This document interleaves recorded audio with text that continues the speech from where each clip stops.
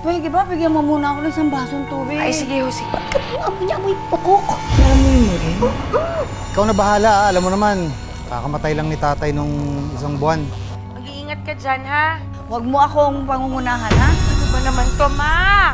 May mga bubuwit ka naman!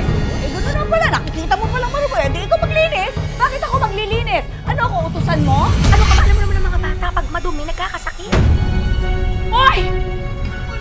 Ano? Ng bata, ang daming sugat! Kaya sa ngayon, may mga rashes pa siya. Nagsusuka at may diarrhea. Kayo ho ang dahilan kung bakit kinagat na mga daga yung bata. Mahal, pagpasensyahan mo na. Alam mo naman matagal ng burarayan si nanay.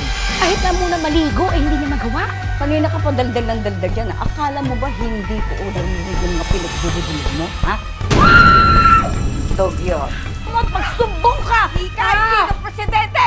Wala akong pakialam! Huwag ka lang babalik dito! Mas ka dito! Kaluluto lang to ni Cathy. Hindi naman yata nakain.